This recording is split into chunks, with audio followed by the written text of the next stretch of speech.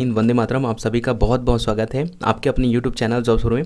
और देखिए आज इस वीडियो में हम लोग मैं आप लोगों के साथ शेयर करने वाला हूँ। बेसिकली यहाँ पे आप लोग पढ़ सकते हैं, जैसे यहाँ पे दिया गया एफसीआई वॉचमैन कंप्लीट सिलेबस। और एक्चुअल में ये वीडियो उन लोगों के लिए डेडिकेटेड होने वाला है जिनको अभी तक ये नहीं पता है कि सिलेबस क्या है, या फिर उनको अभी तैयारी कर रहे हैं उनके लिए। और देखिए मैंने थंबनेल ऑलरेडी ये डाला है थंबनेल में कि जिनको पता है वो कृपया अपना टाइम वेस्ट ना करें, यहाँ पे वो इस वीडियो को ना देखें, है ना। और जिनको नहीं पता कि एग्ज़ाम पैटर्न क्या होने वाला है, सिलेक्शन कैसे होगा, तो वो इस वीडियो को कंटिन्यू देखिए। और देखिए ये वीडियो मैं क्या है एक्चुअल में इसीलिए बना रहा हूँ क्योंकि किसी ने कमेंट सेक्शन में कहा था कि सर एक बार जो कंप्लीट इसका जो सिलेबस है उसके ऊपर एक छोटा सा शॉर्ट वीडियो बना दीजिए। तो मैं यहाँ पे शॉर्ट वीडियो बना रहा हूँ और जो सिलेबस है कैसे सिलेक्शन है उसके ऊपर थोड़ा सा डेडिकेटेड होके मैं आपको बताऊँगा। तो वीडियो को एंड तक देख लेना। बाकी और कोई बहरहाल अगर आपको दिक्कत होती है, डाउट वगैरह होता है तो कमेंट सेक्शन में कमेंट ज़रूर करना। लेकिन हाँ, ये लास्ट वीडियो सिलेबस के ऊपर और सिलेक्शन प्रोसीजर के ऊपर, इसके बाद और कोई इस टॉपिक पे वीडियो नहीं आएगी। ओके, सो आगे बढ़ते हैं और यहाँ पे selection procedure first of all हम लोग जान लेते हैं। तो यहाँ पे देख सकते हैं टोटल 90 मिनट्स का एग्जामिनेशन होना है और टोटल 120 आपको मल्टीपल क्वेश्चन आपको देखने को मिलेगा। ओके, सो यहाँ पे रिटन टेस्ट में यहाँ पे ये इसका टाइम ड्यूरेशन और ये आपको क्वेश्चन देखने को मिल गया। ओके, सो यहाँ पे अगर हम बात करें यहाँ पे कौन कौन से सब्जेक्ट से यहाँ पे क्वेश्चन आने पूछे जाएंगे, तो सबसे फर्स्ट हो गया आपका जनरल नॉलेज हो गया, फिर उसके बाद करंट अफेयर्स, उसके बाद रीजनिंग हो गया, फिर इंग्लिश लैंग्वेज हो गया और न्यूमेरिकल एबिलिटी। अब देखिए किसी किसी को क्या है डाउट्स होगा कि सर यहाँ पे जैसे इंग्लिश लैंग्वेज दिया गया है तो सर क्या इसमें हिंदी के भी क्वेश्चन आते हैं, पार्टिकुलर जो आपका हिंदी सब्जेक्ट होता है उसका। तो देखिए यार अभी तक तो ऐसा देखने को नहीं आया है और ना ही इस साल के सिलेबस में। तो आपको केवल इंग्लिश लैंग्वेज पढ़ना है, हिंदी लैंग्वेज पढ़ने की ज़रूरत नहीं है। ओके, तो ये जो आपको 5 टॉपिक दिखाई दे रहे हैं इन्हीं से आपके क्वेश्चन बनने वाले हैं। जीके हो गया, current affair, reasoning, English language और न्यूमेरिकल एबिलिटी। आई होप यहाँ तक किसी को कोई डाउट्स नहीं होगा। अब यहाँ पे बढ़ते हैं हम लोग फिजिकल एंड्योरेंस टेस्ट की ओर। ओके, सो यहाँ पे अगर आप लोग देख पाएंगे यहाँ पे फिजिकल एंड्योरेंस टेस्ट जिसको हम लोग बोलते हैं या जिसको हम लोग बोलते हैं पीटी, जो कि केवल और केवल क्वालिफाइंग पर्पस से, इसमें किसी प्रकार का नंबर नहीं दिया जाएगा। और एक चीज़ और बता दूँ, यहाँ पे जो रिटर्न एग्जामिनेशन है इसमें आपको किसी प्रकार का नेगेटिव मार्क्स देखने को नहीं मिलेगा, नो नेगेटिव मार्क्स रहने वाला है। तो आप लोग चाहें तो आप अपना किस्मत आजमा भी सकते हैं। अगर आप सपोज मान लीजिए यहाँ पे अगर कोई क्वेश्चन दिया है और इसमें 4 ऑप्शन दिए गए हैं, अगर आपको सपोज आपको किसी में डाउट है या फिर आपको ज़रा सा भी संदेह कि इसका आंसर सही हो सकता है, तो आप लोग किसी भी आंसर को यहाँ पे सपोज अगर बी ऑप्शन आपको लग रहा है तो आप बी को यहाँ पे सर्कल लगा सकते हैं, यहाँ पे टिक मार्क कर सकते हैं। ओके, तो इसमें बिल्कुल माइनस मार्क नहीं है। तो आप पूरा जो 120 क्वेश्चन आएगा आप लोग टोटल 120 क्वेश्चन को भी अटेम्प्ट कर सकते हैं, कोई दिक्कत वाली बात नहीं है। किसी भी प्रकार का आपको अंक काटा नहीं जाएगा आपका, ठीक है। तो आगे बढ़ते हैं और यहाँ पे जैसे यहाँ पे जो फर्स्ट टर्म क्या दिया गया है कि examination will be consist of objective type multiple choice question. यहाँ पे जितने भी क्वेश्चंस आएंगे वो मल्टीपल क्वेश्चन होंगे और है ना, पर क्वेश्चंस में आपको एक मार्क देखने को मिलेगा, है ना। यानी कि प्रत्येक क्वेश्चंस के लिए 1 मार्क्स निर्धारित किया गया है। उसके बाद इसमें यहाँ पे आप लोग पढ़ सकते हैं there will be no negative marks, है ना। यहाँ पे किसी प्रकार का माइनस मार्क आपको देखने को नहीं मिलेगा। बाकी अब यहाँ पे कुछ इंपॉर्टेंट टर्म्स और जो इंपॉर्टेंट रूल्स है वो जान लेते हैं। देखिए यहाँ पे जो एफसीआई अपने पास पूरा अधिकार रखता है कि जो रिटर्न एग्जामिनेशन होगा उसके बाद वो किसी को स्क्रीनिंग टेस्ट के लिए बुला सकते हैं या फिर और कुछ भी होता है उसके लिए वो सारा चीज़ अपने पास अथॉरिटी रखता है। और यहाँ पे है ना, यहाँ पे जैसे आप लोग पढ़ेंगे यहाँ पे 4th नंबर पे कि physical endurance test will be है ना conduct for the candidate based on the merit list of the written test, the ratio of 3 candidates for every post to be filled. Okay, तो देखिए यहाँ पे 380 post के लिए जैसे जिस प्रकार से वैकेंसीज निकली थी, तो यहाँ पे जो प्रत्येक एक पोस्ट है ना, जो पर पोस्ट है उसमें क्या है 3 कैंडिडेट्स उनको निर्धारित किया जाएगा। यानी कि देखिए जो कैंडिडेट रिटर्न एग्जामिनेशन के लिए जो कैंडिडेट रिटर्न एग्जाम निकालेंगे उन्हीं कैंडिडेट का सिलेक्शन किया जाएगा फिजिकल के लिए। और देखिए यहाँ पे जो कैंडिडेट फिजिकल एग्जामिनेशन भी पास करेगा, हालांकि उनका क्या है जो फिजिकल एग्जामिनेशन है वो किसी प्रकार का नंबरिंग मार्क्स नहीं है, उसमें किसी प्रकार का मार्क्स नहीं दिया जाएगा, लेकिन केवल क्वालिफाइंग नेचर का है। तो इस प्रकार से देखिए आप लोग समझ सकते हैं कि जो कैंडिडेट रिटर्न एग्जामिनेशन और फिजिकल एग्जामिनेशन दोनों निकालेगा वही कैंडिडेट आखिरी में जो फाइनल लिस्ट है उन्हीं कैंडिडेट्स को सिलेक्शन किया जाएगा। आगे यहाँ पे आप लोग को यहाँ पे जो दिया गया ना, आप इसको पढ़ेंगे जो 6 नंबर का है तो उसमें आप लोग समझ जाएंगे। और इसका PDF फाइल आपको टेलीग्राम चैनल पर मिल जाएगा, तो दिक्कत लेने की ज़रूरत नहीं है। बाकी यहाँ पे आप लोग देख सकें द फिजिकल एंड्योरेंस टेस्ट जो है PET केवल क्वालिफाइंग नेचर का रहने वाला है। ओके, तो फिजिकल को लेके कोई घबराइएगा नहीं। और बाकी जो भी है आप आप अपना सबसे पहले आप रिटर्न एग्जामिनेशन निकालिए, रिटर्न एग्जामिनेशन जितना हो सके अच्छा अच्छा कवर करिए। फिर उसके बाद अपने फिजिकल के लिए आपको जो भी 2-3 महीने का टाइम मिलेगा आप लोग फिजिकल और अपना स्ट्रॉन्ग कर लीजिएगा। ओके, तो आई होप यहाँ तक किसी को कोई डाउट्स नहीं होगा।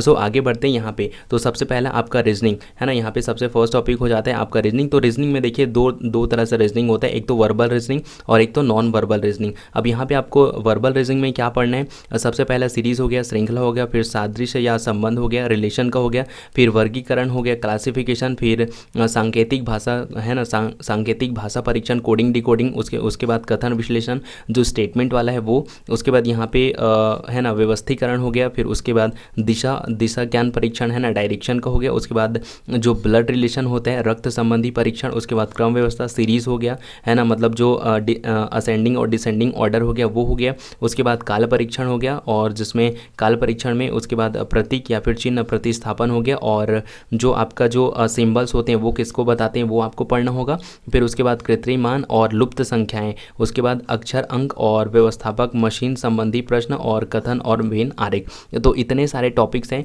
जिनको आपको रीजनिंग में पढ़ना होगा। उसके बाद अगर हम बात करें नॉन वर्बल रीजनिंग की, तो इसका हो जाता है आभासिक में आपको क्या पढ़ना होगा। तो यहाँ पे आप लोग देख लीजिए, श्रृंखला हो गया, सादृश्य या फिर संबंध हो गया, उसके बाद विजाति का चयन। तो ये आपको इतने ही टॉपिक नॉन वर्बल में पढ़ने होंगे। तो सिलेबस काफ़ी उतना भी ज़्यादा नहीं है, क्योंकि देखिए जो कैंडिडेट, अब ऐसा तो नहीं है कि कोई कैंडिडेट केवल एफसीआई वॉचमैन की तैयारी कर रहा था, लगभग हर कैंडिडेट एसएससी हो गया, जीडी होगा, कई प्रकार के वेरियस एग्जाम की तैयारी कर रहे होंगे। तो उनके लिए तो लगभग जितने भी एग्जाम सिलेबस थे काफ़ी कम है, और लगभग बाकी एग्जाम के जैसे ही है, तो किसी को मेजर डिफ़िकल्टी नहीं आनी होंगी। बाकी जो फर्स्ट टाइम पे जो तैयारी कर रहे होंगे उनको थोड़ा सा कॉम्प्लिकेटेड लग सकते हैं। अब यहाँ पर हम लोग बात करते हैं मैथ, जिसको आप लोग बोलते हैं संख्यात्मक योग्यता है ना। तो इसमें आपको देखना है क्या पढ़ना पड़ेगा। सबसे पहले संख्या में आपको क्या पढ़ना पड़ेगा, दशमलव, सरलीकरण, महत्तम समापवर्तक और लघुत्तम समापवर्तक। उसके बाद आपका हो जाता है घातांक हो जाता है, फिर करनी हो जाता है ना, फिर औसत है, प्रतिशत है, साधारण ब्याज है, चक्रवृद्धि ब्याज है, लाभ और हानि, अनुपात और समानुपात, चाल, समय, दूरी, और उसके बाद समय एवं कार्य हो गया, और समय एवं दूरी हो गया, फिर क्षेत्रमिति, रेखी आकृति एवं वृत्त हो गया, उसके बाद क्षेत्रमिति है, फिर ठोस आकृतियाँ जिसमें सारणी और ग्राफ हो गया, फिर उसके बाद प्रायिकता हो गया, और त्रिकोणमिति। तो ये रहे आपके कंप्लीटली जो मैथ का सिलेबस है या फिर संख्यात्मक योग्यता का। तो इतने सारे टॉपिक्स हैं जो आपको संख्यात्मक योग्यता या फिर मैथ में आपको पढ़ना पड़ेगा। ठीक है, तो मैं वही कहना चाहूँगा फिर से, जो कैंडिडेट पहले से एसएससी जीडी या फिर एफसीआई वॉचमैन की जब से वैकेंसीज की नोटिफिकेशन आउट हुई थी या फिर फॉर्म सबमिशन हुआ था तब से जो तैयारी कर रहे हैं उनके लिए काफ़ी छोटा सिलेबस रहा होगा। अब तो उनको केवल और केवल जितने भी बचे हैं 12-15 दिन उनको केवल रिवाइजिंग ही करना है। आगे यहाँ पे आगे आपका टॉपिक है इंग्लिश लैंग्वेज का। तो देख लीजिए इंग्लिश लैंग्वेज में क्या क्या पढ़ना पड़ेगा। और जो मुझको बेसिकली कमेंट आया था वो पार्टिकुलर इसी सब्जेक्ट के लिए आया था कि सर इंग्लिश लैंग्वेज हो गया, रीजनिंग में हमें क्या क्या पढ़ना पड़ेगा। तो आप लोग जो कैंडिडेट इस वीडियो को देख रहे हैं वो इसको ज़रूर देख लीजिए, अगर वो नहीं देखे थे तो यहाँ पे देख लीजिए। कॉमन एरर्स हो गया, उसके बाद बेसिक वोकेबलरी हो गया, फिर idioms and phrases in common uses हो गया, फिर uses of preposition, one word substitution, फिर उसके बाद कंप्रिहेंशन हो गया, फिर वर्ड कॉमनली मिस स्पेल्ड है ना, जो स्पेलिंग मिस्टेक होते हैं उसमें है ना, स्पेल्ड रहता है उसमें, फिर पल्पर है ना, सम पर्पल पैचेस। तो ये बहुत ही कम टॉपिक्स हैं जिनसे इंग्लिश के क्वेश्चन बनने वाले हैं, लेकिन आपको इस क्वेश्चन को मतलब जो टॉपिक दिया उसको ज़रूर फॉलो करना। उसके बाद यहाँ पे आपका लास्ट टॉपिक आता है जनरल नॉलेज का और यहाँ पे करंट अफेयर्स का। ठीक है, तो यहाँ पे देखेंगे जब मैं करंट अफेयर्स के बारे में बताऊँगा तो इसमें बहुत सारे जो टॉपिक हैं करंट अफेयर्स के इंक्लूड हो जाते हैं जिसको आपको पढ़ना पड़ेगा। तो यहाँ पे सिंपली अगर हम बात करें जनरल नॉलेज में तो देखिए भारत एक दृष्टि में, अब देखिए कई कैंडिडेट्स मुझको हमेशा डेली पूछते हैं कि कमेंट सेक्शन में, अगर आप चाहें तो आप कमेंट सेक्शन में देख भी सकते हैं, वहाँ पे कि पूछते हैं कि क्या सर पार्टिकुलरली जैसे अभी है ना जो हरियाणा के एग्जामिनेशन हो रहे हैं, हरियाणा एफसीआई का होगा, तो सर इसमें जो हरियाणा का जीके है क्या वो भी आएगा। तो देखिए यार मैंने हमेशा स्टार्टिंग में हमेशा ही बताया है आपको कि जो जीके है वो इंडिया लेवल का ही आएगा है ना, और कुछ चीज़ें हैं जिसमें जैसे आपके सिलेबस में दर्शाया गया है कि कुछ चीज़ें जो है वर्ल्ड लेवल में भी पूछी जा सकती है, क्या बड़ा है क्या छोटा है ना, क्या कौन सी नदी बड़ी कौन सी नदी छोटी है। तो ये क्या है विश्व लेवल में थोड़ा बहुत पूछ सकते हैं कंपेयर टू इंडिया। ओके, सो यहाँ पे देख लेते हैं सिलेबस में क्या क्या है। तो सबसे फर्स्ट हो जाता है भारत एक दृष्टि में, जिसमें भारत से संबंधित राष्ट्रीय प्रतीक क्या है, हमारी पृथ्वी। उसके बाद आपको विश्व बोध में आपको कुछ कुछ टॉपिक है जिनको पढ़ना पड़ेगा। उसके बाद संयुक्त राष्ट्र संघ के बारे में आपको पता होना चाहिए। फिर भारत का भूगोल हो गया, फिर भारत में रक्षा प्रणाली कैसी है, रक्षा सिस्टम कैसा है, फिर परिवहन हो गया, संविधान और राज्य व्यवस्था से आपको क्वेश्चन देखने को मिल सकते हैं। और उसके बाद भारत का इतिहास, उसके बाद भारतीय अर्थव्यवस्था और सामान्य विज्ञान हो गया। उसके बाद यहाँ पे परमाणु शक्ति एवं अंतरिक्ष अनुसंधान से आपको क्वेश्चन देखने को मिल सकता है। फिर कला एवं साहित्य के क्षेत्र में, फिर खेल जगत हो गया, पुरस्कार एवं सम्मान। तो ये सारे कुछ टॉपिक्स हैं जिनसे आपको क्वेश्चन देखने को मिल सकते हैं। और लास्ट में जो आपका टॉपिक आता है करंट अफेयर्स है ना, तो करंट अफेयर्स के आप सभी को पता है जो समसामयिक घटना या फिर जो चर्चित मुद्दे हैं, जैसे रशिया वॉर हो गया है ना, रशिया यूक्रेन वॉर हो गया, या फिर जो 370 आया था उनसे रिलेटेड, तो कई सारे क्वेश्चन है करंट अफेयर्स में, है ना। उसके बाद यहाँ पे आपका एक और सवाल हो सकता है कि परीक्षा का माध्यम जो मीडियम है वो कौन सा रहेगा। तो देखिए, अगर आप अभी हरियाणा और है ना हरियाणा का दिला रहे हैं तो हिंदी और इंग्लिश दोनों लैंग्वेज में आपको क्वेश्चन मिलेंगे, बाईलैंग्वेज। और जब आप पंजाब का दिलाएंगे तो उसमें एक थर्ड लैंग्वेज यूज़ हो जाता है जो कि पंजाबी। तो वहाँ पे आपको तीनों लेवल में मतलब क्वेश्चन देखने को मिलेंगे। और यहाँ पे परीक्षा की डेट अगर हम बात करें, हरियाणा जो एफसीआई वॉचमैन है जो अभी तक उसके वेबसाइट में शो रहा है, तो ये वही डेट है 3 जुलाई 2022 को, जो संडे है ना, उस डेट पे यहाँ पे इसका एग्जामिनेशन होने वाला है। तो आई होप जितने भी डाउट्स थे आपके, है ना, वो क्लियर हो गए होंगे। बाकी और किसी चीज़ को लेकर आपके उनमें डाउट्स होगा तो ज़रूर शेयर करना। मैंने पूरी कोशिश करी है कम टाइमिंग में, या फिर थोड़ा सा टाइमिंग ज़्यादा भी हो गया, तो मैंने पूरा कोशिश करा कि आपको वो सारा इन्फॉर्मेशन दूँ जो आपको जानना चाहिए। और अगर आपको नहीं पता था तो आई होप अब आप सब चीज़ को समझ गए होंगे। तो चलिए मिलते हैं नेक्स्ट वीडियो में, तब तक सबको bye bye, have a great day, जय हिंद, वंदे मातरम।